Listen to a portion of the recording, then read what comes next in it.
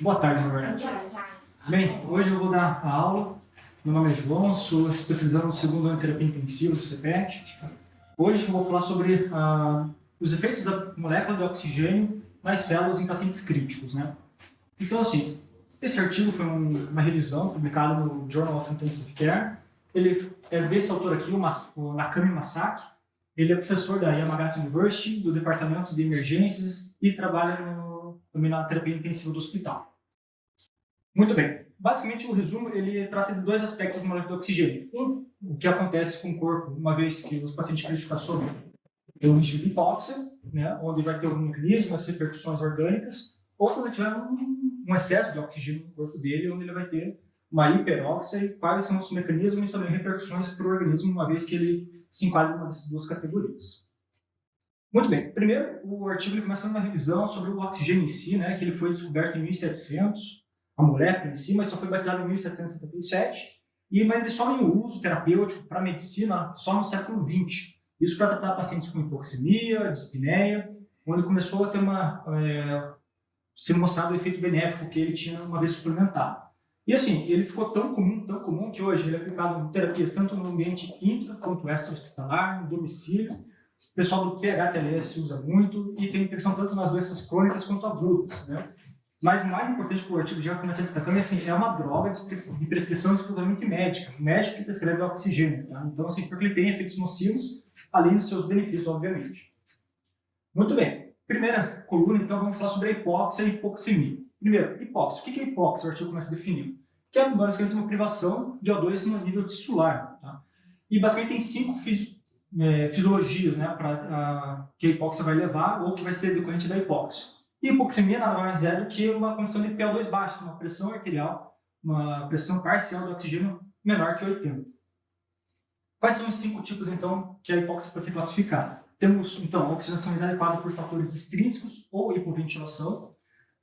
O que leva a isso? Né? Basicamente, são altas altitudes, né, onde você vai ter uma pressão menor de oxigênio na atmosfera, ou doenças neuromusculares, provavelmente relacionadas à hipoventilação, onde, apesar do mecanismo não ser oxigênio, ele pode sim gerar hipoxemia devido ao drive ventilatório diminuído.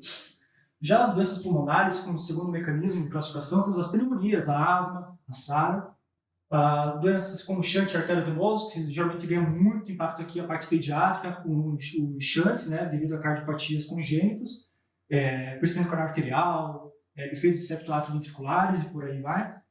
Transporte inadequado de O2, que daí tem vários fatores do transporte inadequado, anemia, defeito de hemoglobina, tipo as talassemias, ou ainda defeitos da formação da hemoglobina. Falha circulatória, né, choque cardiogênico, exemplo típico, ou edema tissular, onde o oxigênio não consegue, né, ele não consegue fazer uma pressão, uma diferença de pressão para que gere um gradiente que ele chegue até o tecido. E a utilização inadequada por tóxicos, daí, né, é basicamente o cianeto, né, como principal responsável, mas também tem deficiência de tiamina, uma vez que eu entro mais em detalhes para frente. Por que eu marquei alguns em vermelho? É basicamente porque, assim, essas condições, uma vez que a gente forneça oxigênio, elas não são reversíveis pelo fornecimento de oxigênio. O oxigênio, provavelmente, nas situações, está adequado. O paciente vai estar saturando bem, vai estar com o PO2 adequado, só que ele não está chegando até o tecido de alguma forma. Ou no shunt, ou transporte, ou um tóxico que está dificultando que ele seja transportado. Onde o oxigênio tem mais indicação, segundo o artigo?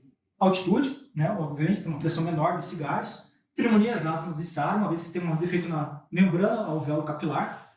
E as doenças neuromusculares aqui é bem questionável, tá, onde ele cita, porque assim, o O2 pode ter sim um efeito benéfico, né, uma vez que, apesar do drive estar comprometido, uma vez que você fornece oxigênio, você consegue depletar, você consegue suprimir essa demanda que ele está tendo.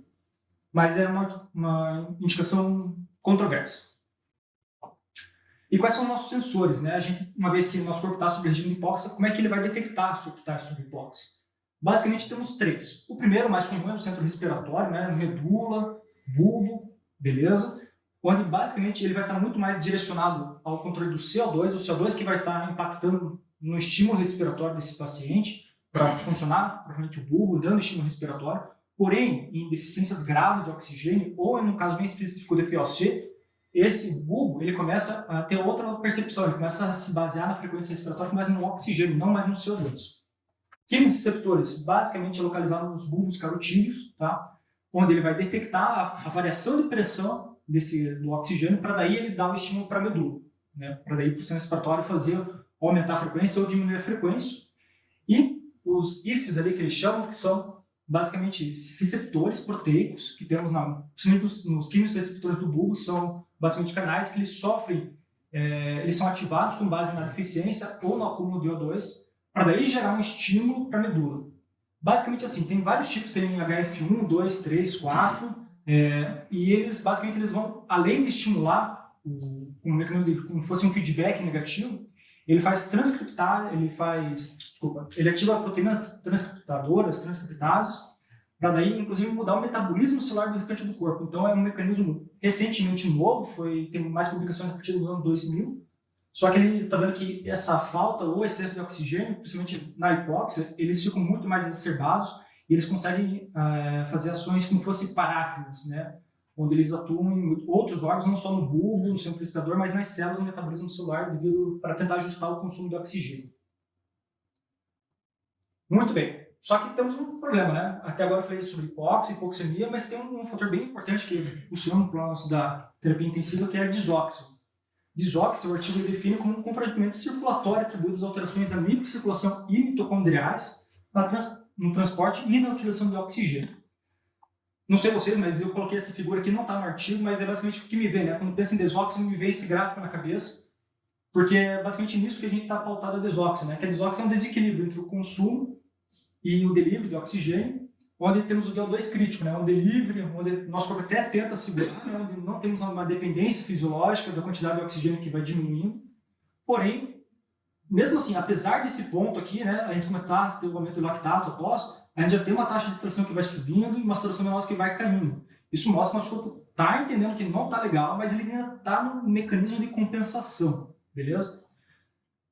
Além disso, desóxio, temos o parte do delivery de oxigênio, e o artigo ele traz como um marcador, né? Um indicador mais utilizado, mais difundido, que é o lactato, né? O lactato, sem sombra de dúvida, ele tem um fator importantíssimo ao longo da terapia intensiva, da medicina, em si, como um indicador de metabolismo anaeróbio, um indicador de comprometimento do transporte de oxigênio, como a gente viu no gráfico anterior.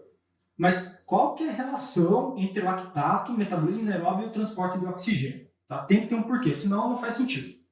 Primeiro ponto que ele coloca, essa é uma figura que o artigo traz, que é do Guyton, basicamente é assim, o que a gente vai alterar, né? O que vai depender do transporte de oxigênio? Ele vai depender da diferença de pressão parcial dos gases ao longo dos tecidos.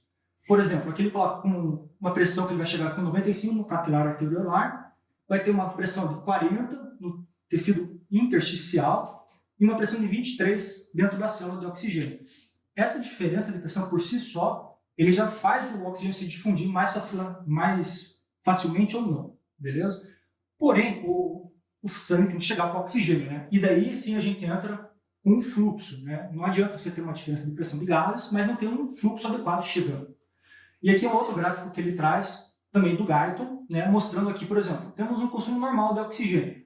Beleza. A gente vai ter uma variação do fluxo sanguíneo com uma pressão desse gás que vai estar sendo exercido com base nesse fluxo. E quanto maior o fluxo, maior o consumo, né, a gente vai ter uma variação maior. Dependendo, né, com o mesmo fluxo de 200, eu teria uma pressão de oxigênio muito maior, em torno de 60, sendo que eu estou com um consumo, um choque séptico, onde a mesma pressão, né, o mesmo fluxo de 200 vai estar gerando uma pressão um pouco maior do que 25, comprometendo assim a difusão do oxigênio ao longo do tecido, gerando hipoxemia. Não adianta dar oxigênio, tem que dar fluxo nesse caso. Mas vamos lá. Resumindo, o artigo não trazia nenhuma figura ilustrativa propriamente do ciclo, apesar dele ter várias e várias páginas falando sobre como é que funciona o metabolismo celular para a produção de oxigênio, principalmente num regime de hipóxia. E aqui eu resumi, bem resumido, assim, ultra resumido, basicamente a glicose sendo quebrada em piruvato através da glicólise, e ela vai ter duas vias seguidas. E essas duas vias funcionam concomitantemente. Uma vai ganhar mais impacto do que a outra, dependendo de como tiver a evolução clínica do paciente, mas ou o piruvato vai sofrer uma fosforilação oxidativa virando ATP, que seria o ciclo aeróbico, dependente de oxigênio, via do ácido cítrico, né, ciclo de Krebs lá, ou o piruvato vai virar lactato, isso pelo lactato desidrogenase, e que vai depender, porque vejam só, temos um paciente em choque séptico. O que vai acontecer com ele? ele vai ter um consumo tão exacerbado de oxigênio, né, e uma necessidade de consumo de ATP tão grande, que por mais que a gente forneça oxigênio para ele, não vai ser suficiente. Essa via aqui é saturável. Ou seja, independente se o nosso fornecimento de oxigênio está adequado, ele vai sofrer um desvio do piruvato e vai formar lactato. Por isso que a gente usa lactato muito na sepse, né? Acaba sendo um indicador super rápido, muito difundido, que a gente costuma usar com frequência. Até para saber se ele está voltando para o eixo, né? Se essa via está perdendo importância, diminuindo o lactato, e a gente indiretamente tem essa noção, né? Opa, então quer dizer que o paciente está voltando para aquela homeostase, onde ele está conseguindo estabilizar as demandas energéticas dele, a demanda, o estresse oxidativo dele está sendo suprimido só pela via do ácido cítrico, que é a mais fisiológica, que gera mais energia, sem tanto produto catabólico que não é bem-vindo para o nosso organismo. E importante que o artigo destaca é a tiamina. A tiamina, ele destacou porque tem alguns artigos que vieram mostrando que a tiamina poderia ter um efeito nos pacientes com choque séptico, principalmente. Tá? Por quê? A tiamina, ela funciona como um cofator para pegar o piruvato e meio que jogar ele para essa direção aqui da via do ácido cítrico. Tá? E, em contrapartida, a tiamina também faz com que o lactato seja mais retroativamente convertido em piruvato. Então ele tem dois papéis, por isso que o pessoal dá certo se não colocar, não der tiamina para o paciente com choque. Eu não consigo mexer um pouco nessa cascata aqui para tentar forçar essa via aqui, produzir mais e diminuir o lactato do paciente. E daí que surgiu esse teste, né, esse estudo clínico, que foi publicado no CHEST em 2020, que é a terapia HAT. HAT é basicamente que é a hidrocortisona, A de ácido ascórbico e T de tiamina. Foi feito um estudo, mas que acabou não mostrando evidência, reduzir mortalidade ou qualquer outro desfecho secundário. Isso acabou o pessoal meio que desistiu depois desse. Parece que foi um balde de água fria muito grande quem defendia essa terapia de suplementação em pacientes com choque séptico, né? A hidrocortisona, ácido ascórbico e tiamina. Muito bem, aqui a gente deixa a hipóxia de lado, vamos falar agora do excesso de oxigênio nos tecidos.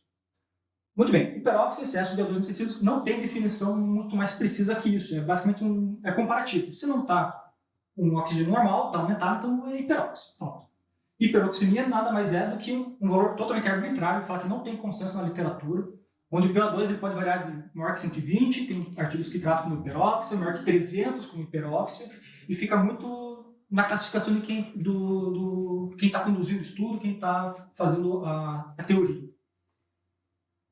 E tem sensor para hiperóxia? Não temos. Ao longo da nossa evolução, a gente não desenvolveu nenhum mecanismo porque não era algo que a gente consegue ter. Não é eu respirando mais rápido, segurando ar, que vai mudar a quantidade de oxigênio. Tá? Não é isso que vai fazer aumentar. Isso daqui é basicamente algo que a gente criou. A gente suplementando oxigênio, a gente criou a hiperóxia, porque até então não existe na natureza uma condição onde gera hiperóxia para a gente, então a gente não tem o que fazer para manejar. Nosso corpo não está acostumado, não tem mecanismos para trabalhar a hiperóxia, tá? O que nos faz suscetíveis aos ROS, né? Que são basicamente os radicais livres de oxigênio. Vamos lá, de onde que vem e onde é que está o problema disso tudo, né? Temos a degradação do oxigênio, tem um monte de nome aqui, mas vamos focar nos dois principais, que é o peróxido de nitrato e o radical hidroxilo. São os dois que são os mais danosos para o nosso organismo. Ele vai alterar, sim, estruturas de lipídio, proteínas e principalmente de ácidos nucleicos, tá? E o que são os ROS, né? Aqui só entra um pouco mais em detalhe, né? São espécies reativas de oxigênio, são os radicais livres. E basicamente ele vai fazer duas situações. Uma, ele vai fazer uma lesão direta das proteínas, igual eu falei no slide anterior, mas ele vai ativar proteínas quinases, fatores de transcrição, receptores e fatores pró-inflamatórios e apoptóticos. Tem um monte de sigla, eu coloquei porque ele cita cada uma delas no artigo, apesar de não ter pra gente um valor tão grande assim, mas são vários fatores onde basicamente vai gerar dano celular. E para paciente crítico, dano celular igual morte celular e piora o desfecho. Ponto. E nele começa a estar todos os efeitos danosos, né, principalmente nos principais órgãos que a gente vai ter devido à hiperóxia. Começando por pulmão, que eu acho que é o que mais preocupa, né, o principal órgão lesado, o mais diretamente lesado, porque por onde a gente vai fornecer, né, a gente vai causar hiperóxia. Aqui temos a ralha. A ralha é a lesão pulmonar induzida por hiperóxia, onde basicamente vai ter duas vertentes. Uma, ela vai causar uma inflamação pulmonar, esse oxigênio em excesso, e um componente da imunidade inata. Ele dificulta a resposta inata, tá? TH2 que temos. E como é que funciona essa inflamação pulmonar? Então, o infiltrato leucocitário vai fazer lesão endotelial, dificultando a migração de macrófagos e ativando eles precocemente E os macrófagos ativados, eles acabam dando feedback, né, positivo aqui para a inflamação, onde vai ser uma cascata, vai virar um ciclo isso, e que muitas vezes é só interrompendo a hiperóxia e torcer para o paciente melhor que a gente consegue manejar. Além disso, 3 situações que ele trata, né, eu acabei resumindo bastante. No coração, ele vai aumentar a resistência vascular coronariana e aumentar a isquemia miocárdica. Isso aqui é bem curioso, né, que ele trata que até alguns anos atrás, para mim, década de 80, o oxigênio era mandatório. O paciente com chega com infartado tem que ter oxigênio, senão não está sendo bem manejado, né? E ele falou que é um efeito que não era o esperado, né, mas eles foram vendo que realmente o oxigênio em demasia, principalmente acima de 120 milímetros de mercúrio, ele acaba aumentando a resistência coronariana e provocando isquemia, agrava ainda mais a necrose, né, miocárdica. E pós-PCR, aqui ele falou 2 curiosidades, basicamente, que assim, indiscutivelmente, durante a parada, é 100% oxigênio, ponto final. Mas uma vez que o paciente parou, ressuscitou e estava no pós-PCR nos cuidados, se você mantém um PO2 maior que 200 ali, você não toma esse cuidado, em 6 horas você já começa a ter uma piora do desfecho neurológico e aumenta a mortalidade pós-PCR por oxigênio só. Tá? Então, uma vez que voltou a circulação espontânea, começa a mamar O2 o quanto você puder. Tá? Não é para, não, vamos deixar um pouquinho mais aqui porque otimizar, não vai. Não é por aí que funciona.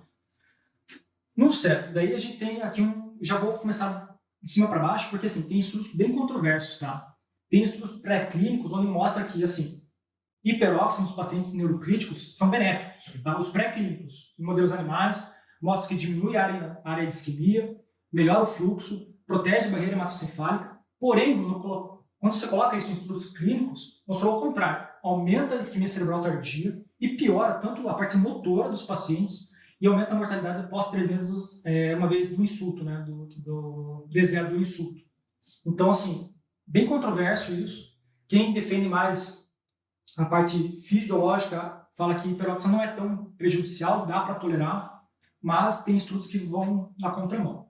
E no choque séptico, mesma coisa. Estudos pré-clínicos, principalmente em ovinos, em roedores, mostram que não, melhora, otimiza a função, diminui o número de disfunções orgânicas, melhora o aporte, melhora a parte do metabolismo mitocondrial, uma vez que o paciente está em choque. Porém, também, mesma coisa. Colocou estudo clínico, se viu que ou não alterou, ou o resultado foi exatamente o contrário, com aumento da disfunção e piora da mortalidade.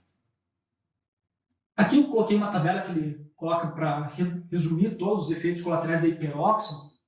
E aqui eu marquei alguns, né, basicamente diminui, né, o índice cardíaco, né, o volume sistólico, diminui o fluxo coronariano, agrega mais disfunção miocárdica. E aqui bem curioso, né, como é que funciona? Oxigênio e hiperóxia para o alvéolo gera telectasia. Isso foi bem curioso, aqui ele gasta alguns parágrafos descrevendo esse mecanismo, porque basicamente assim, quando a gente deixa o paciente em hiperóxia, o O2 ele começa a empurrar os outros gases. É meio como fosse a pré-oxigenação que a gente faz na intubação. A gente fica vários minutos com oxigênio 100% ali para tirar o nitrogênio, tirar os outros gases, só deixar o oxigênio, mas a longo prazo, esse oxigênio em excesso ele começa a se difundir muito rápido para dentro da circulação. O alvéolo não tem aquele contrabalanço do efluxo de CO2, ou de nitrogênio, e ele acaba colabando, ele faz uma telectasia por excesso de oxigênio por difusão muito rápida. E você compromete o clearance, né, mucociliar, aumenta o risco de PAV e por aí vai. Opa. E aqui, vamos lá, sobre os efeitos danosos, aqui ele cita alguns artigos, eu troquei um pouco, porque ao longo dessa revisão ele vai colocando muito estudo clínico, sem fazer muito sentido, assim, mas para falar sobre situações específicas. E eu coloquei ali os 2 estudos principais agora no final, que é basicamente assim, pacientes com hiperóxia estão associados a pior desfecho clínico. Basicamente era isso que esse estudo queria mostrar, né? Se aumenta a mortalidade hospitalar, piora a mortalidade intra-UTI e deixa os pacientes mais tempo em ventilação mecânica, tá? Isso, principalmente quando tem um aumento maior que 200 milímetros de mercúrio do PO2. Aqui ele coloca esse gráfico, que eu acho que é um dos mais impactantes, né? Onde a gente vê a normóxia, né? Que seria em torno de 80 a 100. Temos uma mortalidade ali baixa, né, menor que 10% se for levar em consideração só oxigênio, mas tanto a hipóxia, mas principalmente a hiperóxia, valores acima de 300, gigantesca mortalidade. E aqui ele só segrega um pouco mais, né, que aqui esse artigo em si definiu, né, que é uma hiperóxia moderada e uma severa, moderada de 120 a 200 e aqui em cima maior que 200, ambos, né, basicamente uma linha linear de aumento de mortalidade com base no aumento da hiperóxia. E aqui tem mais outros dois estudos que eu trouxe que foram publicados no New England. Os dois foram de 2020. Um que é basicamente que mostra a hiperóxia. O que vai fazer? Ele pensou em organizar assim esse estudo. Vamos colocar uma terapia usual de oxigênio com um foco único exclusivamente na saturação maior que 90% e um tratamento conservador. Não, vai ficar entre 90 e até 97. Não pode oscilar do que isso. E foram 956 pacientes, qual que era a classificação deles? São basicamente pacientes neurológicos, neurocríticos e pós-cirúrgicos. E ele avaliou o tempo livre de ventilação mecânica e acabou não tendo diferença, sabe, entre esses dois grupos no tempo de ventilação mecânica. Aqui a gente mostra, nesse artigo, nesse gráfico, desculpa, né, no Kaplan-Meier, mostrando que tanto a conduta conservadora quanto usual não fez grandes diferenças no tempo de ventilação mecânica e nem na mortalidade.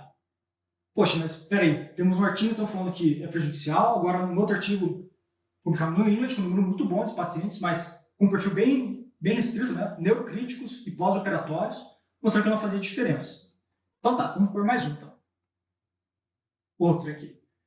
Esse aqui é o LOTO 2, né? Que eles chamaram, também publicado no New England, também no ano de 2020, em março, que também liberal conservador, mas agora ele foi um pouco mais restrito, ele foi um pouco mais específico no tipo de desenho dele, onde o PA2 na conduta liberal podia variar de 90 a 105 e já a conservadora de 55 a 70. Então a gente não está mais tratando só saturação, uma vez que aqui a saturação era marca 96 no liberal e a saturação aqui era de 88 a 92. E os pacientes mudaram, agora não é mais neurocrítico, paciente pós-operatório, são pacientes com SARA. Tá? Durante 7 dias, esse perfil aqui, né? Então, pegaram os pacientes, colocaram ele na conduta liberal conservadora por 7 dias e avaliaram, propriamente, qual que seria a evolução deles contra a mortalidade. Esse artigo tinha várias limitações que ele mesmo coloca, tá? Uma vez que o paciente, o tempo que ficou. Isso aqui não é exatamente normóxia, né? Se tolerar um PO2 menor que 55 ou até 55 num paciente com SARA não é aquelas coisas que a gente fica muito confortável. E desde que a gente observou diferente da mortalidade, onde a conduta liberal do oxigênio diminuiu a mortalidade em comparação a uma conduta mais conservadora, ali, regulando mais o EFI que o paciente estava recebendo. Tá? Então, vocês veem como a hiperóxia ainda tem um espaço para discutir sobre seu efeito potencial envolvendo mortalidade ou não, né? E como consideração final, o artigo traz basicamente 4 tópicos, né? Basicamente que o O2 suplementar pode melhorar sim o delivery, né? A depender do tipo de hipóxia, por isso que tem que 5 subtipos para a gente saber para qual que a gente está indicando a suplementação de oxigênio. Não há evidência robusta que sustente o uso liberal de oxigênio, por mais que tenha aqueles artigos, essa revisão fala que a tendência ainda é ser mais conservador, não deixar o PO2 ficar estourado. E a conduta conservadora tem que estar associada a essa monitorização. Não é porque eu vou restringir mais, tem que ficar de olho no PO2, tem que ficar olhando a saturação, ficar acompanhando o delírio de oxigênio, ver se o oxigênio está sendo entregue suficientemente para nível celular. E a controvérsia continua, né? Qual é o melhor nível? Tem uns artigos que, apesar de estar com a saturação e o PO2 ali oscilando entre uma faixa, não tem qual é a melhor faixa ainda. Obrigado. E aqui só para ilustrar, você coloca uma imagenzinha, aqui só para mostrar o efeito do oxigênio, tá? Não sou louco, não. Imagem de Santa Maria, na capela da Albany Church em Cleveland, onde teve um incêndio, destruiu muitas obras de arte, eles usaram oxigênio, um oxigênio molecular e conseguiu recuperar a peça. Tá? Então, nem sempre está tudo perdido. Oi? Agora que eu vi que ela estava manchada, e com o oxigênio ela desmanchou. Fizeram um tratamento com oxigênio na obra ali, sem estragar e conseguiram recuperar, tirar as impurezas. Isso foi com oxigênio? Oxigênio molecular. É um tratamento que eles fazem com um tipo específico de reativo lá, que eles misturam. 2007, velho. Já isso aqui é história, mas eu achei no jornal, achei legal para ilustrar um pouquinho dos efeitos do oxigênio.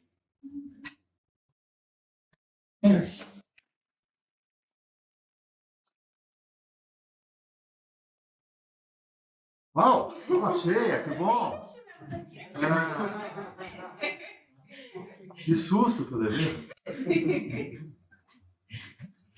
E a Bruna? Oi, Bruna. Tudo bem? Tá tudo bem com a turma? Vamos discutir um pouquinho do oxigênio. Tem um tempinho. Alguém tem alguma pergunta para o João? Um comentário?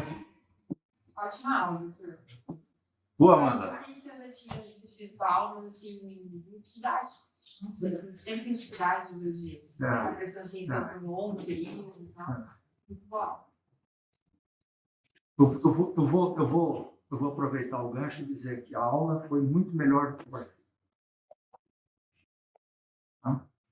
O artigo tem uns conceitos mal definidos. Eu coloquei exatamente Fisiologicamente. Você copiou o Eu artigo. copiei porque eu não queria entrar em contato. Era do artigo. Mas quem? Estou dando uma de pretencioso, né? Corrigir o japonês aí. Mas quem é que sugere aquilo que não está fisiologicamente correto na descrição do artigo? Aí, Karina. Já cometi a primeira gafe hoje, o senhor pegou amanhã, então a segunda. Você não tem duas chances, então agora tem que acertar. Não? Dani, Paula, não? Amanda? Conceitozinhos básicos.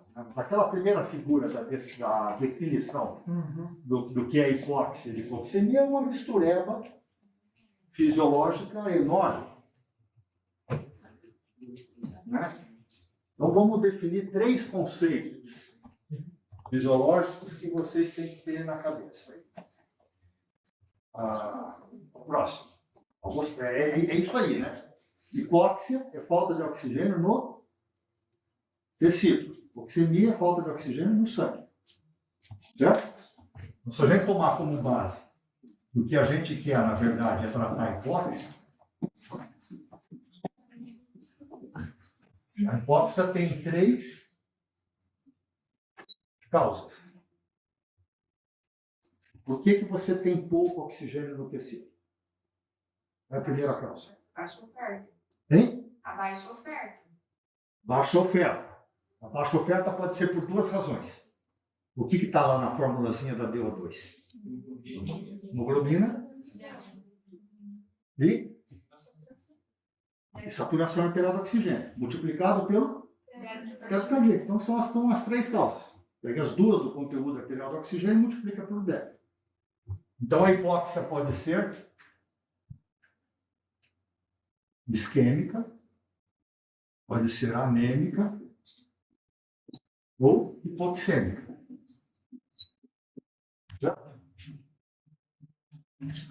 Isquêmica, baixo fluxo. Vou escrever aqui, porque isso aqui tem que ficar na cabecinha de todo mundo. Acho que você já tem hipoxêmica. Okay? Porque a fórmula da VO2 nada mais é do que conteúdo arterial de oxigênio vezes débito cardíaco, saturação arterial de oxigênio vezes hemoglobina, que está dentro do conteúdo arterial de oxigênio. Isso leva a hipóxia tecidual. Só tem essas 3. Veio um cara, o Bitchofink, na década de 60, mais ou menos, se descreveu um terceiro tipo de hipóxia, chamada de hipóxia fitopática. Bem? A fitopática, que é aquela hipóxia pática. Aquela hipóxia que o tecido tem oxigênio, mas ele não utiliza. Está bloqueado. Típico da intoxicação por cianeto. Né? Quem toma muito nitroprusiato de sódio, a partir do 3º, 4º dia, pode ter intoxicação e ter acidose metabólica. Com perfusão boa, com hemoglobina boa, com saturação arterial de oxigênio. Mas concordo que ela não é uma hipóxia verdadeira. O oxigênio está disponível.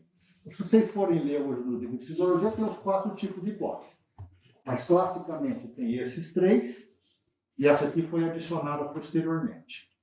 Uma classificação ad hoc que veio a posteriori. Ok. Toda hipóxia leva a distúrbio tecidual? Não, porque vai diminuindo a perfusão, vai diminuindo a saturação arterial do oxigênio, ou eu sangro um pouquinho, e o que eu faço? Eu aumento a extração de oxigênio na periferia. Isso não causa disóxia. Okay? A disóxia só vai acontecer se houver uma diminuição da oferta de oxigênio suficiente para não encontrar o consumo de oxigênio. Okay? Se o consumo de oxigênio vai sendo mantido, eu posso ir fazendo hipóxia tecidual, até a hora que o tecido começa a sofrer. Aí sim ele entra em disóxia, que é o que normalmente nós tratamos. Uma das causas da hipóxia, que é a hipóxia hipoxêmica, ou seja, a hipoxemia, ela tem 3 causas. Ela tem diminuição da FiO2, tem distúrbio, ventilação, perfusão, pequeno pulmão, tem shunt. Okay? Tem 2, que é hipoxemia por diminuição de ventilação. É muito raro. É o que o Dani fazia quando ele injetava um anestésico no dentro, ele parava de respirar. Ele começava a reter CO2, ocupa todo o espaço do alvéolo, do oxigênio, ele começa a ter hipoxemia, porque não consegue mais ter oxigênio no sangue que passa por ali, porque o sangue está ocupado de CO2. Você diminui muito a ventilação, tem muita retenção de CO2, tem muito CO2 dentro do alvéolo, e você não tem oxigênio disponível e começa a fazer hipoxemia. E a terceira, que é a membrana alvéolo-capilar, ou tem prejuízo, né, do transporte, da troca de oxigênio, porque a membrana alvéolo-capilar começa a ser ocupada por edema. Isso é ótimo, a gente me fugir. Membrana alvéolo-capilar. Vários estudos fisiológicos já mostraram que isso aqui é falso. Os dentes com fibrose pulmonar têm hipoxemia por distúrbio de e não porque tem espessamento da membrana alvéolo-capilar. Tem espessamento da membrana alvéolo-capilar que leva a distúrbio de mas não tem distúrbio de difusão. Então isso aqui não existe. Só tem 3 causas. Diminuição da FiO2. Você sobe no Everest, você faz hipoxemia, porque tem baixa pressão atmosférica e baixa pressão, baixa concentração de oxigênio dentro do alvéolo, você faz hipoxemia. Você faz um voo, tem uma despressurização em 10 mil pés, 20 mil pés, você vai ter hipoxemia. Isso existe na prática clínica? Não. Na prática clínica, você só tem distúrbio do Bequet e shunt. Agora põe aquela outra figura. Então isso é uma mistureba. Primeiro que não é hipóxia. Né? Oxigenação inadequada por hipoventilação é isso aqui. Leva a hipoxemia. Doença pulmonar leva a distúrbio aqui ou shunt. Isso aqui é nada mais é do que um aspecto da doença pulmonar. Né? Então, tudo isso aqui é hipoxemia. Isso daqui é isso aqui. E utilização inadequada por TOPS é isso aqui. Então é uma mistura. Eu acho melhor a gente guardar fisiologicamente de que quando vocês estão com um doente dentro crítico, vocês primeiro olham para a perfusão. Se a perfusão tiver ok, provavelmente a oxigenação está boa. Olhem para o lactato, para outras funções do organismo. Se o lactato estiver aumentado e a perfusão estiver baixa, ele tem hipoxemia. Tem hipóxia tecidual. Essa hipóxia tecidual pode ser por falta de fluxo, por falta de hemoglobina ou por falta de saturação arterial do oxigênio. A gasometria vai te dizer se ela é hipoxêmica ou não. Se ela for hipoxêmica, você vai corrigir o distúrbio daqui ou chante. Se for chante, vai aumentar a PIP. Vai colocar o doente em prova. O distúrbio daqui vai aumentar a FO2 de oxigênio, é suficiente. Acontece com a maior parte dos doentes com DPOC. Anêmica, vai aumentar a hemoglobina. Mais do que 10, não adianta. Isquêmica, volume, vasovasoativa, inotrópica. Citopática. Claro que pode existir isso daqui, mas é infrequente. A gente vai se encontrar com isso. Eu vi muito beriberi. Eu vi muito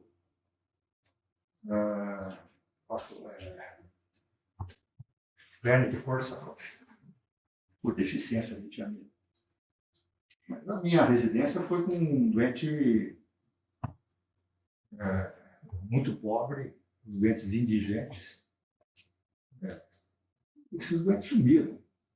Né? Você não vê mais doente muito pobre, faminto, né? Com grande desnutrição. Não vê mais isso. O Brasil melhorou em relação a isso. Estou dizendo aqui em Curitiba, não sei se vocês veem, eu sou errado. Doentes muito gravemente desnutridos, com lesão de pele, descamando. Isso era uma coisa que eu via 2, 3 vezes por mês. No HC, na 1980, 78, 80, 82. Isso desapareceu. Vocês não vão ver citopática na fase aguda. Citopática vocês vão ver mesmo o doente que tem disfunção de múltiplos órgãos. Esse doente crítico crônico é um doente que tem hipóxia citopática. Você pode aumentar a quantidade de oxigênio que você quiser, o tecido não vai aproveitar. Não vai aproveitar porque não tem mitocôndria. As mitocôndrias foram depauperadas naquela fase aguda. Ele vai levar dias. Cadê a Carol? O João tem hipóxia citopática. O João, se a gente tem que dar um tempo para ele, o João é um paciente que a Carol está cuidando, tem 70 dias, não tem? Tá? Ventilação mecânica ainda, né? Não sai. E ele vai levar 2 meses para poder ter uma atividade razoável. Além de ter que fazer todo exercício muscular, ele tem que recuperar a quantidade de mitocôndria na célula. Não adianta. Depois do 3º, 4º dia do doente séptico, ele já tem falta bastante de hemoglobina, de mitocôndria. Aquele doente que você corrigiu o fluxo, corrigiu a oxigenação tecidual, mas ele não volta a ter função celular normal cada vez mais. A creatinina está um pouquinho alta, tem um pouco de colesterol infecciosa, não consegue eliminar a bilirrubina direito. As células imunológicas sofrem por isso. Endotélio vascular sofre muito por isso também. Recompor endotélio vascular leva tempo. Células dos doentes com SARA grave. Você vê um doente com SARA grave, faz uma tomografia, tem 75% do pulmão comprometido, fica 5 dias em ventilação mecânica, é inacreditável que vocês consigam estubar. Né? Porque aquilo tudo foi lesado. A capacidade do organismo de poder refazer pneumócito tipo 2, pneumócito tipo 1 outra vez, recompor a mitocôndria, é inacreditável. Alguns doentes vão levar mais tempo, muito dependente do tempo que ele ficou gravemente doente. Vai levar mais tempo para ele poder se recuperar posteriormente. E desóxia nada mais é do que esse desequilíbrio mesmo, né, de consumo e oferta de oxigênio. E essa área crítica aqui. Se você tiver uma hipóxia tecidual progressiva, você diminui a oferta, seja por diminuição da hemoglobina, saturação, do débito cardíaco, você aumenta a extração de oxigênio, até que chega num determinado momento que não dá para extrair mais oxigênio. E aí você começa a ter desóxia tecidual.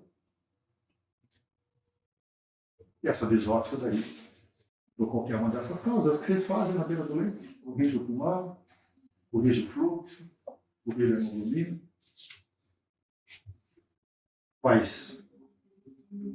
coloca o vento em prova, faz PIC, faz droga vasoativa para poder aumentar o débito cardíaco, utiliza a precarga, vê se é fluido responsivo, exercício de toda hora, todo dia.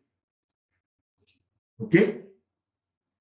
Acho que assim, esse lado da hipóxia a gente está bem treinado a poder fazer. Né? O outro lado dessa apresentação visual é mostrar que a administração de oxigênio excessiva, primeiro, não aumenta a oferta de oxigênio.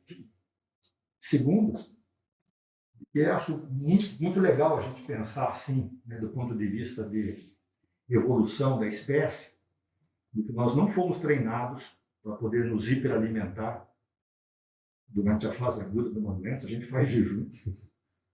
E com isso acontece muitas coisas, né? Fazer febre só pode ser bom fazer febre. Não precisa acreditar que fazer febre seja ruim.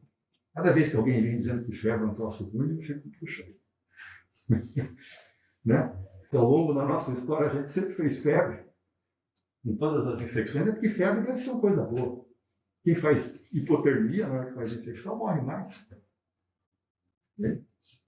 E aí tem um estudo da Vanderbilt, de 1988, por aí. 600 doentes com sepse, uma ibuprofeno e placebo. Poder ver se tinha alguma alteração de sangramento intestinal, se tinha alguma alteração renal, se tinha algum prejuízo. E as curvas são exatamente as mesmas. Se pegar a doente com sepse e fazer ibuprofeno, fazer placebo, é a mesma coisa. Eu não acredito nesses estudozinhos assim de 40 doentes, 50 doentes, fazer anti-inflamatório para fazer mal. Precisa fazer anti-inflamatório? Dá para tratar a febre. Ou não tratar a febre. Respeitando os extremos, não vai ter nenhum problema. O que eu falei? Do oxigênio. Então, o oxigênio também demais também deve fazer mal. Né? Porque nós não fomos treinados para poder ter mais oxigênio do que 100 PaO2. Em lugar nenhum do mundo a gente consegue ter mais do que 100, nem hiperventilando. Né? Não sei, será que se a gente cavocar um buraco na Terra e aumentar a pressão alveolar de 1 atmosfera para 2, né? Fazer 100 quilômetros de túnel, acho que talvez você aumente. Mas acho que isso não foi feito por um grande número de espécies biológicas, né? Então, se vocês lembrarem da curva de dissociação da hemoglobina,